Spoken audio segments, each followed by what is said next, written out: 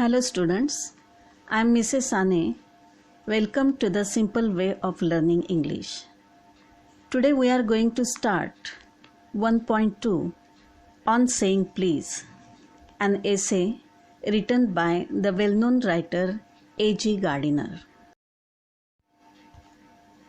Students, you know that manners and etiquettes are very important for a person while interacting with each other in this society. And for that, we use some words of courtesy. Words of courtesy म्हणजे शिष्टाचाराचे शब्द जे समाजामध्ये वावरताना आपण वापरतो. त्यावरून आपले manners दिसून येतात. Do you know which are these words? For example, when we meet someone, to greet that person, we say hello. When someone does a favor or gives us something, helps us in doing something, we say thank you. When someone thanks us, we say you are welcome. If we want to request for something, we say please or will you please. If we want to ask for a permission, we say may I. When we feel regret, we say sorry. And if someone says sorry to us, we say it's okay. So these words, sorry, hello, thank you, please, we use these words in our daily life, which show our good manners. But if we don't use these words, yes, there is no law or no punishment for that. To use such type of words is just a part of our good manners. The well-known writer A.G. Gardiner has pointed out the importance of good manners through his essay on saying please. But before starting the essay, let us see the information about this writer A.G. Gardiner. A.G. Gardiner, his full name Alfred George Gardiner, was born at Chelmsford in Essex in 1865. He started his literary career as a journalist. At the age of 37, he was appointed editor of the Daily News, London. A.G. Gardiner यांनी आपल्या साहित्यिक करिअरची सुरुवात एक पत्रकार म्हणून केली, journalist म्हणजे पत्रकार. नंतर ते डेली न्यूजचे संपादक बनले. Under the pseudonym pen name Alpha of the Plough, he made regular contributions to the Daily News, the Manchester Evening News, etc. त्यांनी अल्फा द प्लाव या टोपण नावाने daily news, the Manchester evening news मध्ये लिखाण केले. His essays are uniformly elegant, graceful and humorous. The pillars of society, pebbles on the shore, many furrows and leaves in the wind are some of his best known writings. His uniqueness lies in the ability to teach the basic truths of life in an easy and amusing manner. He raised the question of morality in everyday life. त्यांनी मानवी जीवनातील सत्य, त्याचप्रमाणे नैतिकतेबद्दलचे प्रश्न अगदी साध्या आणि मजेशीर पद्धतीने आपल्या लिखाणातून सांगितलेले आहेत. In On Saying Please, he points out the value of good manners in social life and emphasizes the importance of courtesy and politeness in daily behavior. He shows how polite speech and manner sweeten the atmosphere around and how discourtesy and ill manners spoil or pollute it. On Saying Please मध्ये त्यांनी सामाजिक जीवनातल्या चांगले शिष्टाचार, नम्रता यावर भर दिला आहे. नम्र बोलण्याने आजूबाजूचं वातावरण चांगलं होतं, तर डिसकर्टसी, इल मॅनर्स म्हणजेच असभ्यता किंवा वाईट वागणुकीमुळे आजूबाजूचं वातावरणही खराब होतं, असं त्यांनी सांगितलेलं आहे. So students, let us start the text on saying please. The writer has given two incidents here. to describe the importance of good manners. The first incident is of a liftman and the second incident is of a bus conductor. चांगले शिष्टाचार good manners कसे आवश्यक असतात हे सांगण्यासाठी A.G. Gardiner यांनी 2 घटना या ठिकाणी सांगितल्या आहेत. एक आहे लिफ्टमनची आणि दुसरी आहे एका बस कंडक्टरची.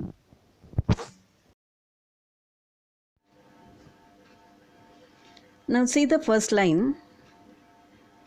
The young liftman in a city office who threw a passenger out of his lift the other morning and was fined for the offense was undoubtedly in the wrong. लिफ्टमनने एका माणसाला लिफ्टमधून बाहेर फेकून दिले आणि या गुन्ह्यासाठी त्याला दंडही झाला. It was a question of please. The complainant entering the lift said top. The liftman demanded top please, and this concession being refused, he not only declined to comply with the instruction but hurled the passenger out of the lift. त्या माणसाने complainant म्हणजे तक्रारदार, त्या माणसाने लिफ्टमध्ये प्रवेश केला आणि म्हणाला टॉप वर. लिफ्टमनने मागणी केली की त्याने नम्रपणे टॉप प्लीज वर चला असं म्हणावं, पण त्या माणसाने नकार दिल्याने लिफ्टमनने त्याला बाहेर फेकून दिले. हर्लचा अर्थ आहे फेकणे. This of course was carrying a comment on manner too far. Discourtesy is not a legal offense and it does not excuse assault and battery. असभ्यपणा हा काही कायदेशीर गुन्हा नाही आहे आणि हल्ला किंवा मारपीट करण्यासाठी ते निमित्तही होत नाही आहे. ॲसॉल्टचा अर्थ आहे हल्ला आणि बॅटरीचा अर्थ आहे मारपीट.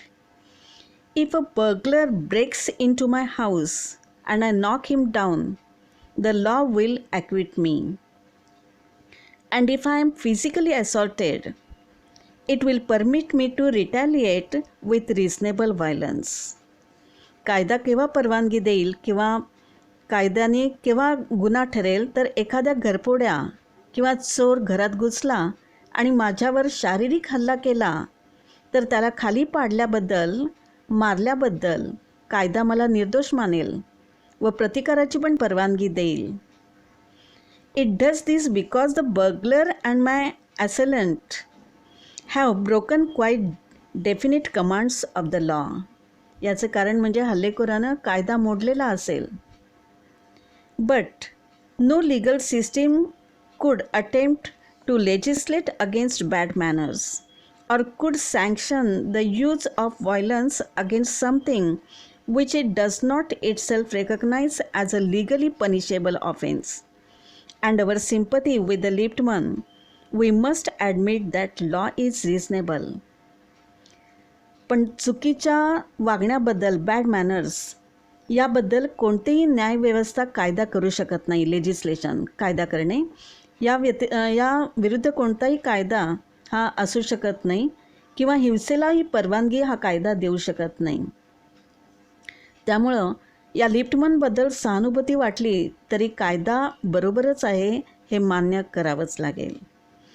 It would never do if we were at liberty to box people's ears because we did not like their behavior or the tone of their voices or the scowl on their faces.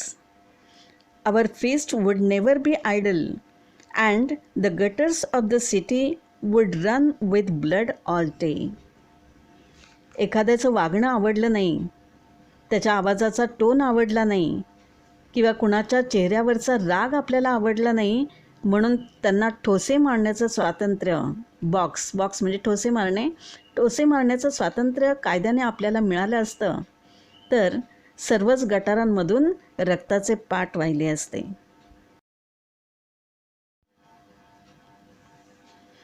I may be as uncivil as I may please, and the law will protect me against violent retaliation. मी मला पाहिजे तेवढा असभ्य वागू शकतो आणि हिंसेचा प्रतिकार केला तरी कायदा माझं रक्षण करतो. रिटॅलिएशन म्हणजे प्रतिकार. I may be haughty or boorish and there is no penalty to pay except the penalty of being written down an ill mannered fellow. हॉटीचा अर्थ आहे गर्विष्ठ आणि बुरिश म्हणजे बॅड मॅनर्ड, असुसंस्कृत. मी गर्विष्ठपणाने वागलो किंवा असुसंस्कृतपणाने वागलो तरी मला काही दंड भरावा लागत नाही, कायद्याने मला दंड होत नाही. The law does not compel me to say please. कायदा मला प्लीज म्हणण्याची सक्ती करू शकत नाही. Or to attune my voice to other people's sensibilities any more than it says that I shall not wax my moustache or dye my hair or wear ringlets down my back. इतरांच्या संवेदना सेन्सिबिलिटीज समजून वागणं, मिशा न कापणं, केसांना रंग लावणे, पाठीवर केसांच्या बटा रिंगलेट सोडणे, या कोणत्याच बाबतीत कायदा काही सक्ती करू शकत नाही.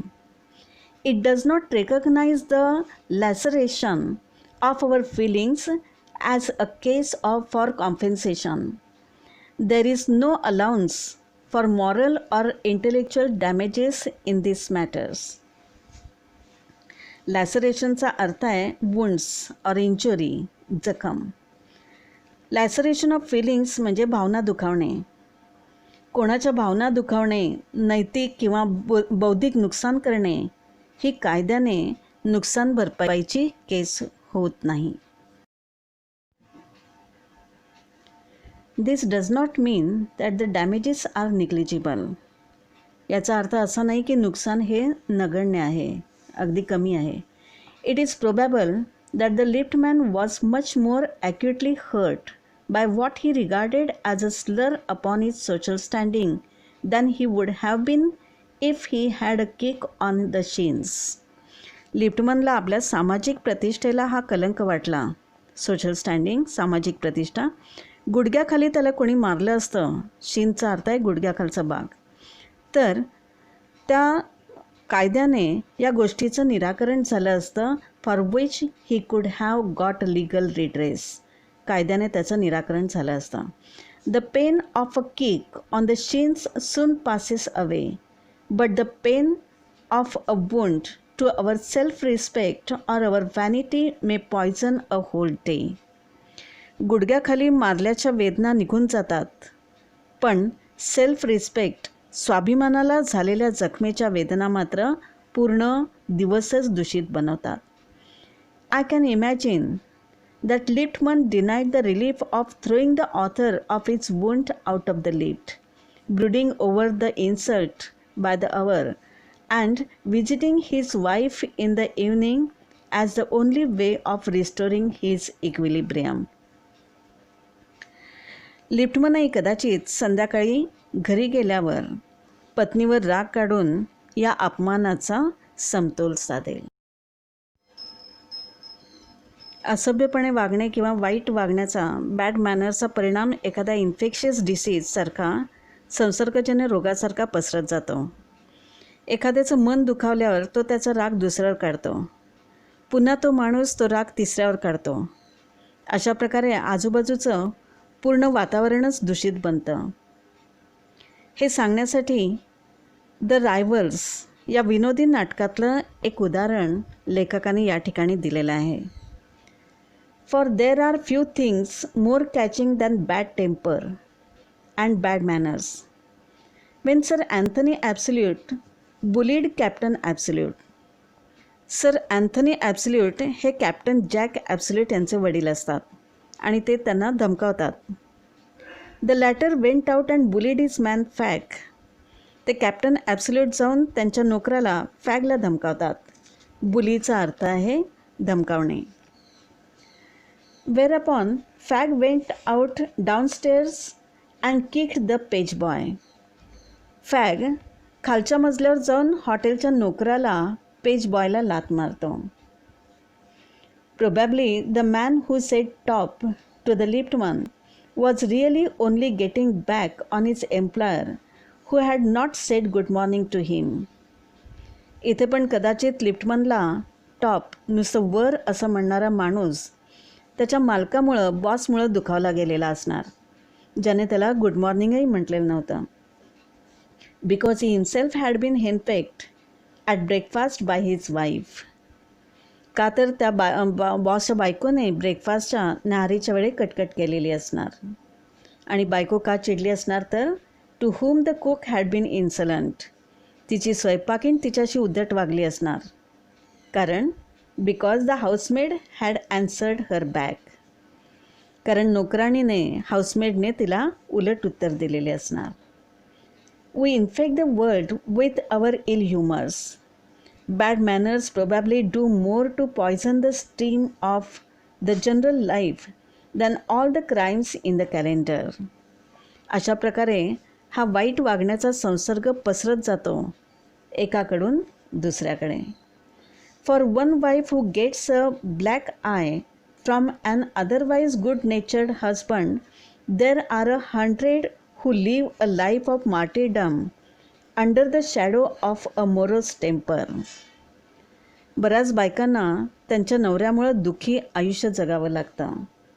But all the same, the law cannot become the guardian of our private manners. No decalogue could cover the vast area of offenses, and no court could administer a law which governed our social civilities, our speech, the tilt of our eyebrows, and all our moods and manners. पण कोणतेही न्यायालय आपल्या सामाजिक शिष्टाचारांना, आपलं समाजातलं वागणं, बोलणं यांना नियंत्रित करू शकत नाही. But though we are bound to endorse the verdict against the Lippmann, most people will have a certain sympathy with him. जरी आपण लिप्टमन विरुद्ध झालेल्या निकालाचे समर्थन करण्यासाठी बांधील असलो तरी खूप लोकांना त्याच्याबद्दल सहानुभूती असेल. While it is true that there is no law that compels us to say please, there is a social practice much older and much more sacred than any law which enjoins us to be civil. कोणताही कायदा आपल्याला please म्हणण्याची सक्ती करत नाही, तरी त्या बाबतीत आपल्या काही जुन्या आणि पवित्र अशा सामाजिक प्रथाही आहेत. And the first requirement of civility is that we should acknowledge a service.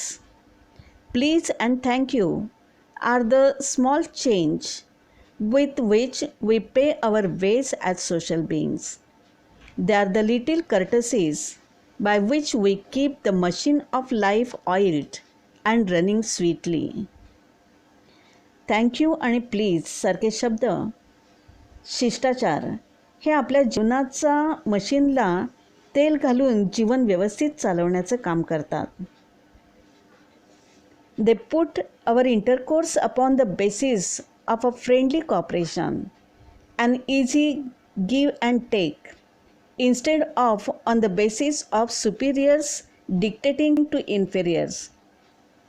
It is a very vulgar mind that would wish to command where he can have the service for asking, and have it with willingness and good feeling instead of resentment. अशा शब्दांमुळं, thank you किंवा please अशा शब्दांमुळं परस्पर संबंध हे सहकार्याचे बनतात. शिष्टाचारांमुळं संभाषण हे वरिष्ठांनी कनिष्ठांना हुकूम देण्याप्रमाणे न राहता रागाऐवजी चांगल्या भावना निर्माण करणारे बनतात. So students, this is the first part of this lesson. We shall see the remaining lesson, the second incident given by the writer, in the next part. Thank you.